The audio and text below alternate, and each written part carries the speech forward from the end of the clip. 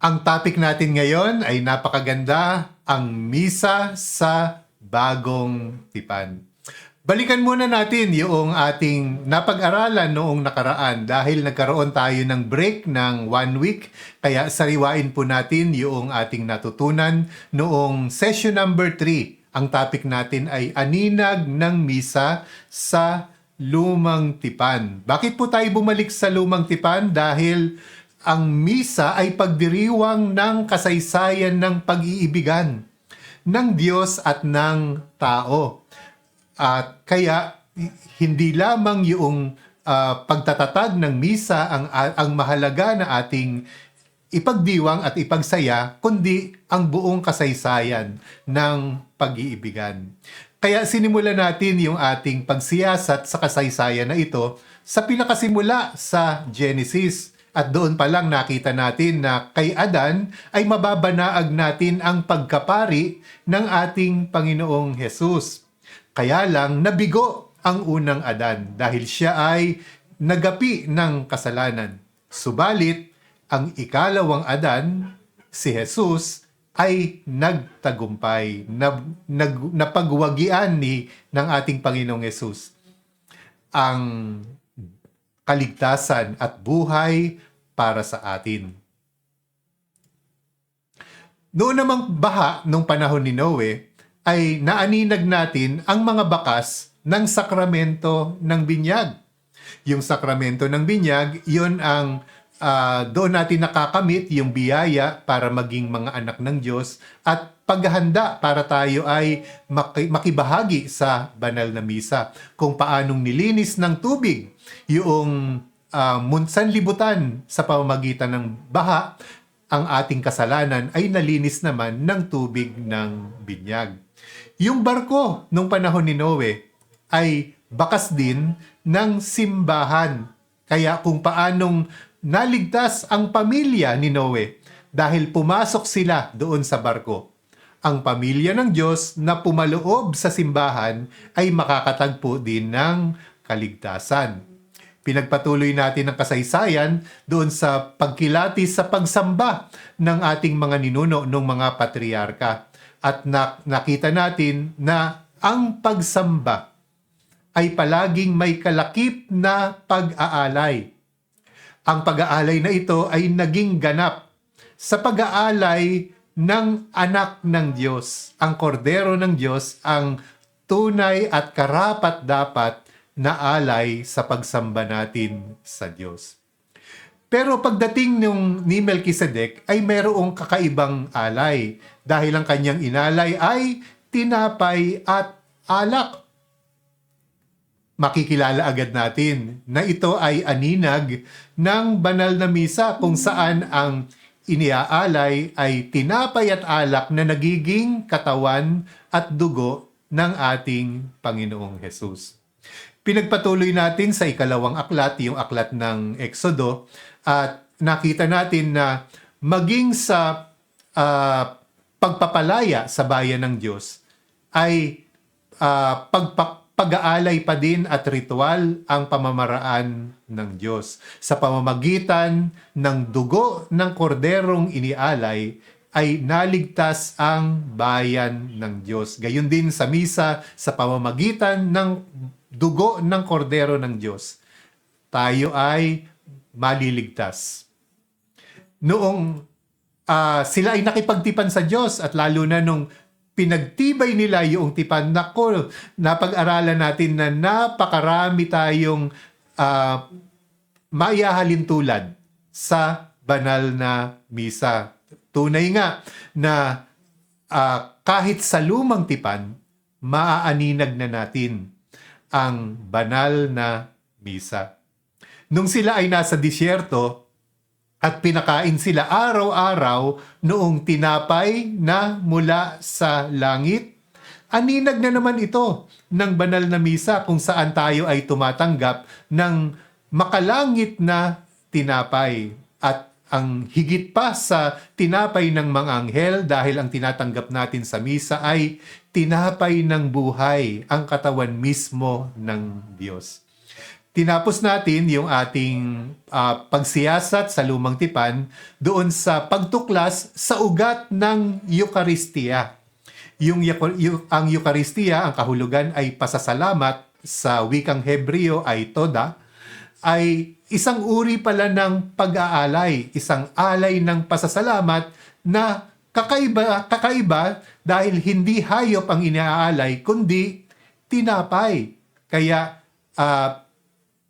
isa na namang aninag ng banal na misa. Kaya sa ating mga sinilip mula sa lumang tipan ay tunay nga natuklasan nating nakatatak sa buong lumang tipan ang banal na misa. Para bang sa kasaysayan sa lumang tipan ay inihahanda ng Diyos ang kanyang bayan para doon sa kasal sa kordero ng Diyos na ating ginaganap tuwing tayo ay nagdiriwang ng banal na misa.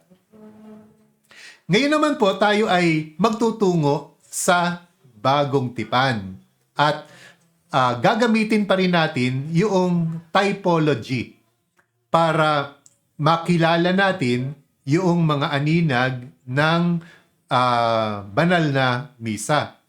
Dahil ginagamit talaga itong typology. Halimbawa, naalala nyo ba noong kapanganakan ni Jesus na nagregalo yung 3 mago ng ginto, mira at insenso?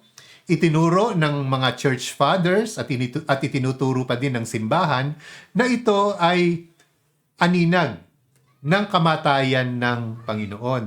Yung mira ay simbolo ng kamatayan, yung insenso, simbolo ng pagkapari, at yung ginto ay simbolo ng pagkahari ng Panginoon. So, ginto, mira at insenso ay hindi lang pala mga bagay na inirigalo, kundi mga makahulugang regalo gamit na maunawaan natin gamit itong typology. Noon namang tinuli ang ating Panginoong Yesus, no? Tinuli siya kaya yung dumanak, yung dugo niya sa pagtutuli. Larawan ito ng pagdanak ng kanyang dugo doon sa krus, sabi ng mga church fathers. Kaya bawat tagpo sa Biblia, kasama na ang bagong tipan, ay mayroong kahulugan na matutuklasan natin gamit ang typology. Yan ang ating instrumento na gagamitin para sa pagsiyasat natin sa mga aninag ng banal na misa dito sa bagong tipan. Simulan natin sa simula ng bagong tipan, yung kapanganakan ni Jesus. Naalala ba ninyo kung saang lugar isinilang si Jesus? Sa Bethlehem, di ba? Makahulugan ito. Hindi lang dahil ang Bethlehem ay lunsod ni Haring David at sabi ng mga propeta, ang tagapagligtas ay isisilang doon sa mula sa lunsod ni David dahil siya ay isang anak ni David. Bukod doon sa propesiya na yon, makahulugan din yung pangalan ng lugar. Yung Bethlehem po kasi, ang kahulugan nun ay bahay ng tinapay. Yung Beth ay bahay at yung Lehem ay tinapay.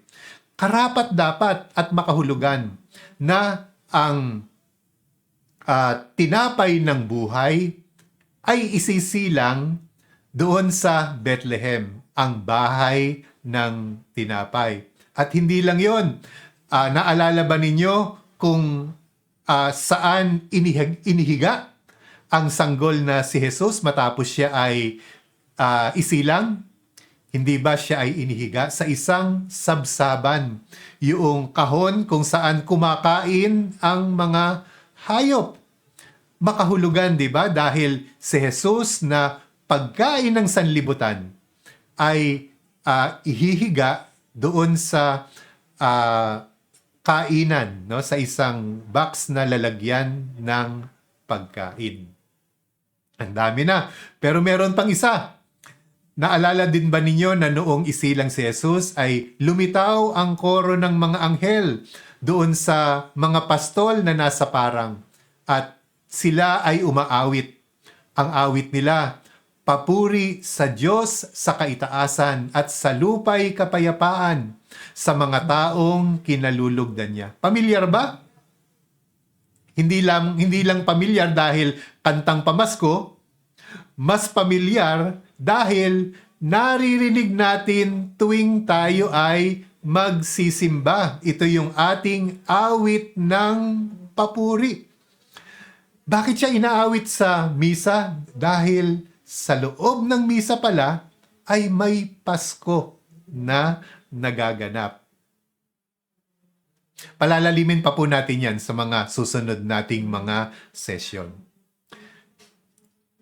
Sa ikalawang chapter ng Ebanghelyo ni San Juan, may kwento kung saan si Jesus at ang Inang Maria ay naimbitahan sa isang kasalan doon sa Cana, Galilea. Ano nangyari doon? Ang tubig ay ginawang alak. At napahanga lahat ng mga bisita dahil napakasarap na alak yung kanilang natikman. Espesyal na alak? May kaugnayan ba yan sa misa? Siyempre naman. Sa misa, katulad noong sa huling hapunan, ay mayroong alak. Pero pinakamasarap na alak at pinaka-espesyal na alak dahil yung alak ay naging dugo ng Panginoong Jesus. Yung doon sa Cana, doon nagkaroon ng transformation mula tubig naging alak at sa misa naman yung alak ay nagkaroon ulit ng transubstantiation, naging dugo ng Panginoon. Napaka-espesyal na alak. Isang mahalagang detalye dito sa kasalan sa Cana ay kapansin-pansin na hindi ipinakilala yung mga ikinasal. Di ba karaniwan sa isang kasalan? Ang tampok ay yung mag-asawa. Yung kanilang pangalan ang paulit-ulit na binibigkas. Pero dito sa kwento sa kasalan sa Cana, ni isang beses hindi binanggit yung lalaki at babae na ikinasal. Dalawang tao ang binanggit, isang lalaki at isang babae.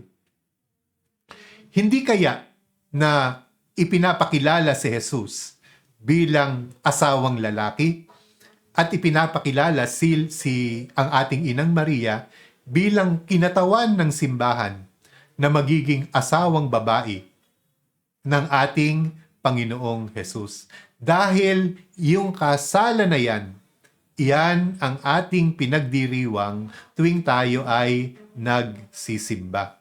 Kung saan tayo ay iinom noong espesyal na alak. Kaya gamit ang salamin ng misa, yung kasalan sa Cana ay nagkakaroon ng napakagandang kahulugan para sa atin. Kaugnay ang banal na misa. Isang napakahalagang milagro ng Panginoong Hesus ay yung kanyang pagpapakain ng tinapay sa 5,000 tao. May dalawang pagkakataon na nakatala ito sa Ebanghelyo. Pakinggan natin ang pagkukuwento nito ayon sa Ebanghelyo ni San Mateo. San Mateo chapter 14 verses 14 to 21. Pagdating ni Jesus sa dalampasigan, nakita niya ang napakaraming taong iyon. Nahabag siya sa kanila at pinagaling niya ang mga may sakit na dala nila. Nang dapit hapon na'y lumapit sa kanya ang mga alagad. Sinabi nila, "Malapit na pong lumubog ang araw at liblib ang lugar na ito. Papuntahin na po ninyo sa mga kalapit na nayon ang mga tao upang makabili ng kanilang makakain. Hindi na sila kailangang umalis. Bigyan ninyo sila ng makakain, sabi ni Jesus. Sumagot sila, wala po tayong pagkain kundi 5 tinapay lamang at 2 isda. Dalhin ninyo rito, sabi niya. Pinaupo niya sa damuhan ang mga tao. Kinuha ang 5 tinapay at 2 isda. Tumingala siya sa langit at nagpasalamat sa Diyos. Pinaghati-hati niya ang mga tinapay at iniutos sa mga alagad na ipamahagi iyon sa mga tao. Nakakain at nabusog ang lahat. Nang ipunin ng mga alagad ang natirang pagkain, nakapuno pa sila ng 12 kaing ng tinapay.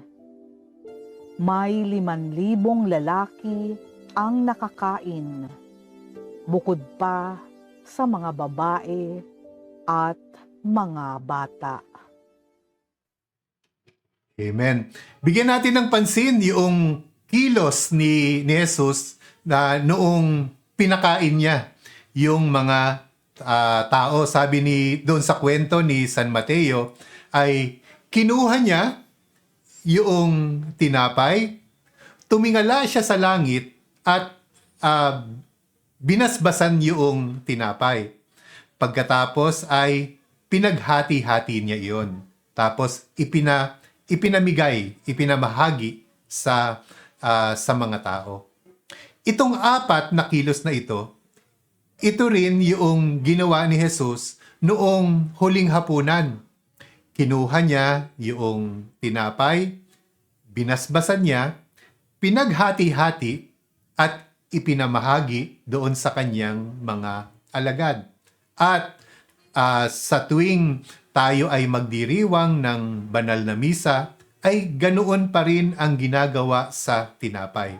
Kinukuha ang tinapay, binabasbasan, pinaghahati-hati at ipinamamahagi sa mga tao.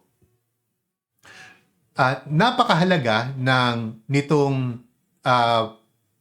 pagpapakain sa 5,000 dahil ito ay larawan noong pagpapakain ni Jesus sa kanyang simbahan, no? Na ginagawa natin sa tuwing tayo ay nagsisimba. Ang pagpapakain ay napakahalaga doon sa Ebanghelyo. Kung titingnan nga po natin yung Ebanghelyo ayon kay San Lucas, ay paulit-ulit na ginagamit ng Ebanghelista yung kainan, yung mga piging, bilang para maging pagkakataon at tagpo para sa pagtuturo ng ating Panginoong Hesus. Mayroong 10 na mga piging sa Ebanghelyo ayon kay San Lucas. Una, sa chapter 5, doon sa bahay ni Levi, yung maniningil ng buwis. Pangalawa, sa bahay ng isang Pariseyo, si Simon, sa chapter 7. Pangatlo, sa pagpapakain sa 5,000 tao, yung version ni San Lucas doon sa narinig nating kwento kanina ni San Mateo. Pang-apat, doon sa bahay ni Maria at Marta sa chapter 10. Sa chapter 11, sa bahay ulit ng isa pang Pariseyo at isa pang ulit sa chapter 14 sa bahay ng isa pang Pariseyo. Sa chapter 19, pinuntahan naman ni Jesus ang bahay ni Zaccheo kung saan kasama niya ang maraming iba pang makasalanan at maniningil ng buwis. At sa chapter 22 ay yung dakilang piging ng huling hapunan. Nung siya ay magpakasakit at mabuhay mag-uli, may kainan pa ulit doon sa kasama yung dalawang alagad na papunta sa Emmaus doon sa chapter 24 at sa Jerusalem kasama yung kanyang mga alagad. Mga kainan, mga piging ang tagpo kung saan ang Diyos at yung kanyang bayan ay nagtatagpo at nagniniig. Ang kainan po kasi ay hindi lang para mabusog. Ang kainan ay koinonia. Di ba napag-aralan natin yung koinonia, no? Isang ugnayan, pag-iisa. Kaya nga, nung isang beses na nagkaroon ng piging, noong kasama ni Jesus yung mga maniningil ng buwis at mga makasalanan, hindi ba nag-react at nagreklamo yung mga Pariseo? Sabi nila, bakit yung inyong guro ay kasamang kumakain yung mga yung mga makasalanan? Hindi ba niya alam kung sino yung mga kasama niya sa kainan?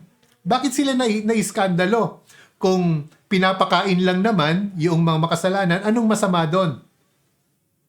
Nagre-react sila kasi alam nilang lahat na ang hapag, ang kainan, ay hindi lamang pamimigay ng pagkain.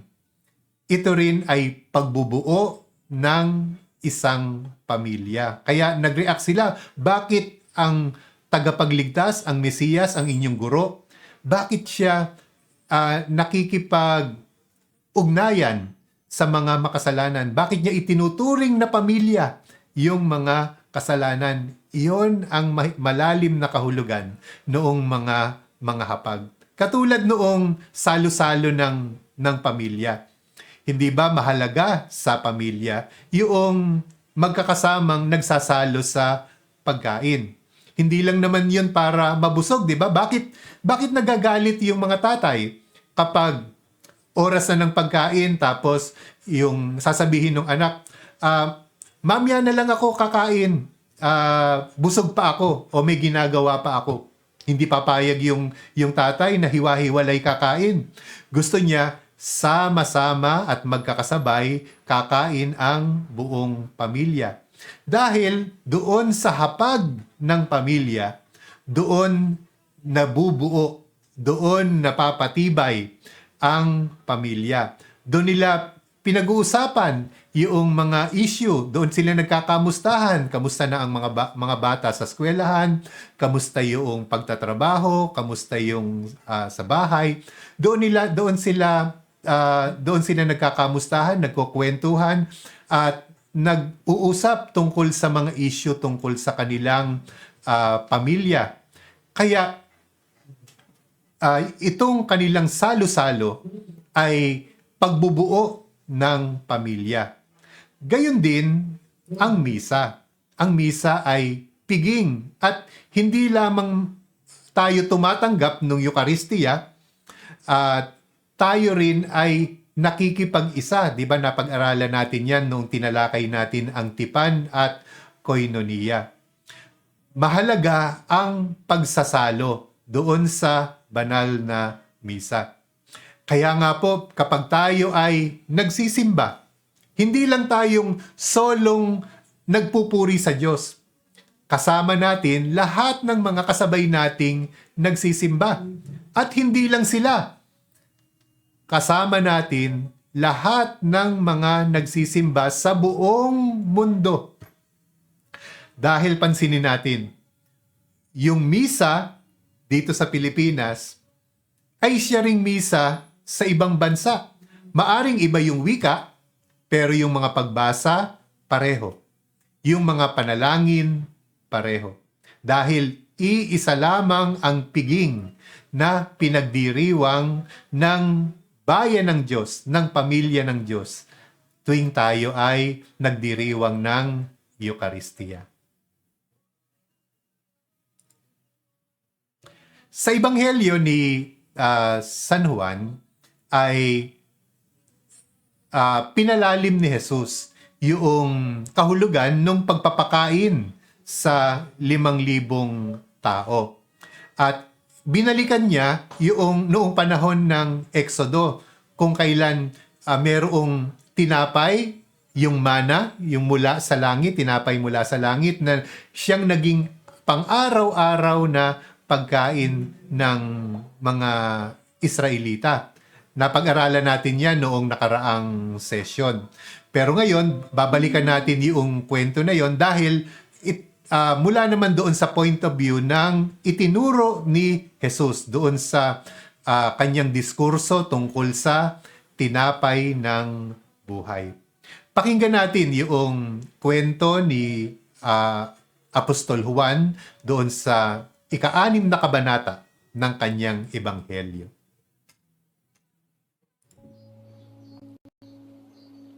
San Juan chapter 6 verses 25 to 34. Nang makita nila si Jesus sa ibayo ng lawa, siya'y tinanong nila, "Guro, kailan pa kayo rito?" Sumagot si Jesus, "Totoo ang sinasabi kong ito. Hinahanap ninyo ako. Hindi dahil sa mga himalang nakita ninyo, kundi dahil nakakain kayo ng tinapay at nabusog. Huwag ang pagkaing nasisira ang inyong pagsikapang kamtan, kundi ang pagkaing hindi nasisira na nagbibigay ng buhay na walang hanggan. Iyan ang ibibigay sa inyo ng Anak ng Tao, sapagkat ipinapakita ng Diyos Ama na siya ang may ganitong karapatan. Kaya't siya'y tinanong nila, "Ano po ang dapat naming gawin upang aming matupad ang ipinapagawa ng Diyos?" Ito ang ipinapagawa sa inyo ng Diyos. Sumampalataya kayo sa sinugo niya, tugon ni Jesus. Ano pong himala ang maipapakita ninyo upang sumampalataya kami sa inyo? Ano po ang inyong gagawin? Ang aming mga ninuno ay kumain ng mana sa ilang. Ayon sa nasusulat, siya'y binigyan niya ng tinapay na galing sa langit. Sabi nila. Sumagot si Jesus, "Pakatandaan ninyo, hindi si Moises ang nagbigay sa inyo ng tinapay na galing sa langit. Ang aking Ama ang nagbibigay sa inyo ng tunay na tinapay na galing sa langit. Sapagkat ang tinapay na galing sa Diyos ay ang bumaba mula sa langit at nagbibigay buhay sa sangkatauhan." Sumagot sila, "Ginoo, bigyan po ninyo kaming lagi ng tinapay na ito." Akala nung mga tao, yung tinapay na pinakain niya doon sa 5,000 tao ay tinapay lang para sa tiyan. Kaya sabi nila, hindi naman bago ito. Si Moises nga noong matandang panahon, araw-araw pinakain niya ng tinapay mula sa langit yung mga ninuno ng mga Israelita. Pero higit pa sa ordinaryong tinapay ang ibibigay ni Jesus. Ang sabi niya, ang tinapay na ibibigay niya ay magbibigay ng buhay na walang hanggan. Ito yung tinapay ng buhay. Ang tinapay ng buhay ay nakabubusog, hindi nasisira, nagbibigay ng buhay na walang hanggan, tunay na tinapay na mula sa langit, nagbibigay buhay sa sangkatauhan at ibibigay sa atin palagi. yung tinatanggap natin sa banal na misa ay hindi ordinaryong tinapay, kundi makalangit na tinapay na magkakamit para sa atin ng buhay na walang hanggan. Hindi ba napakalaking biyaya? Pero nakakalungkot na karamihan sa mga Katoliko ay hindi ito nauunawaan at hindi pinapahalagahan. Kaya nga po, ang karaniwang experience natin kapag nagsisimba ay hindi man lamang napupuno yung simbahan. Kung tutuusin, dito sa Pilipinas kung saan majority ng mga Pilipino ay mga Katoliko, dapat siksikan at punong-puno ang ating mga simbahan kung nauunawaan lamang ang kahalagahan nitong tinapay ng buhay na makakamit natin.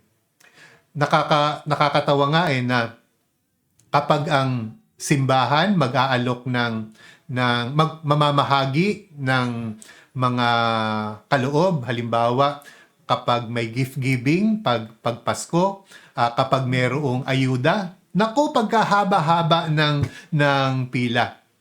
Pero kapag misa, ay kakaunti ang mga Katoliko na nakikibahagi sa makalangit na biyaya na ito. Kaya napakahalaga noong turo ni Jesus tungkol sa tinapay ng buhay. No? Hindi ito naunawaan ng mga Hudyo at hanggang ngayon, marami sa mga Katoliko ay hindi pa rin siya nauunawaan. Ipagpatuloy po natin yung kwento ni San Juan. No, pagkatapos hilingin ng mga tao, Ginoo, bigyan po ninyo kaming lagi ng tinapay na tinutukoy ninyo. Nagbigay ng mahalagang turo si Jesus. Ito raw yung tinapay ay ang tinapay ng buhay. Pakinggan natin kung ano ang tinuro ni Jesus tungkol sa tinapay ng buhay. San Juan chapter 6 verses 48 to 55. Sinabi ni Jesus, "Ako ang tinapay ng buhay. Kumain ng mana ang inyong mga ninuno nang sila'y nasa ilang, ngunit sila'y namatay. Narito ang tinapay na bumaba mula sa langit, upang ang sino mang kumain nito ay hindi na mamatay. Ako nga ang tinapay na nagbibigay buhay na bumaba mula sa langit. Mabubuhay magpakailanman ang sino mang kumain ng tinapay na ito. At ang tinapay na ibibigay ko upang mabuhay ang sanlibutan ay ang aking laman." Dahil dito'y nagtalo-talo ang mga Hudyo. Paanong maibibigay sa atin ng taong ito ang kaniyang laman upang makain natin? Sinabi ni Jesus, "Pakatandaan ninyo, malibang kainin ninyo ang laman ng anak ng tao at inumin ang kaniyang dugo, hindi kayo magkakaroon ng buhay. Ang kumakain ng aking laman at umiinom ng aking dugo ay may buhay na walang hanggan, at muli ko siyang bubuhayin sa huling araw. Sapagkat ang aking laman ay tunay na pagkain, at ang aking dugo ay tunay na inumin." Tinapay ng buhay na walang hanggan. Okay na okay yan. Kaya sabi ng mga tao, bigyan nyo kami palagi ng pagkain na yan. Kaya lang, nung sabihin ni Jesus na ang pagkain, ang tinapay na ibibigay ko sa inyo, ay ang aking laman, naku, naloko na. nagtalo-talo yung mga Hudyo. Sabi nila, paano maibibigay nitong taong ito ang kanyang laman para ating kainin? Napakahirap na katuruan nito, sabi nila. Kasi ano yung pagkakainin natin ang laman ng tao? 'Di ba iyon ay cannibalism? Nako, kahindik-hindik para sa mga Hudyo. Kaya sabi nila, napakahirap ng turo na ito at unti-unti nagsialisan yung mga tao. Sabi nila, napakahirap nitong katuruan ito. Hindi namin matatanggap. Inawat ba sila ni Jesus? Kung symbolic lang naman yung tinapay ay laman ni Jesus, pwede naman niyang inawat yung mga tao. Sinabi niya, sandali lang. Symbolic lamang na katawan. Yung kakainin ninyo ay tinapay, pero simbolo ng aking laman. Pero hindi yun ang ginawa ni Jesus. Baligtad pa nga, mas lalo pa niyang pinagdiinan na kailangang kainin ang kanyang laman. May dalawang salita ang ginamit ni Jesus doon sa kanyang paliwanag. Noong una, sabi niya, mabubuhay magpakailanman ang sino mang kumain ng tinapay na ito. Ang salita na kanyang ginamit ay phago. Phago. Ang ibig sabihin lang ng phago, kumain. So dito pa lang nag-react na yung mga tao. Pero imbis na bawiin yung kanyang sinabi, hindi niya sinabi na ito ay symbolic lang. Noong nag-aalisa na yung mga tao, ang sinabi ni Jesus, ang kumakain ng aking laman at umiinom ng aking dugo ay may buhay na walang hanggan. Ibang salita ang ginamit dito, trogo. Yung trogo ay mas graphic dahil ang trogo hindi lang yung tinanggap yung pagkain. Yung trogo, ibig sabihin, nguyain ng maigi. O kaya sabi sa wika natin, parang ngab-ngabin. Para bang sinabing, malibang ngab-ngabin ninyo ang laman ng tao at inumin ang kanyang dugo, hindi kayo magkakaroon ng buhay. Ang aking pagkain ay ang aking laman ay tunay na pagkain at ang aking dugo tunay na inumin, sabi ng ating Panginoon. Kaya tunay na naroon ang presensya ng Diyos doon sa Eucharistia, doon sa tinapay.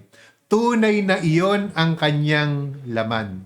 At yung alak naman ay tunay na dugo ng ating Panginoon. Hindi symbolic katulad nung paniniwala ng ibang mga Kristiyano, kundi tunay na laman at dugo ng ating Panginoon. Kaya mahalaga po ang ating pag-aaral upang maging matibay ang ating paninindigan at paniniwala dito sa katotohanan na ito. At yan ang ating tinutuklas dito sa Lakbay Misa, ang Biblia at ang Misa.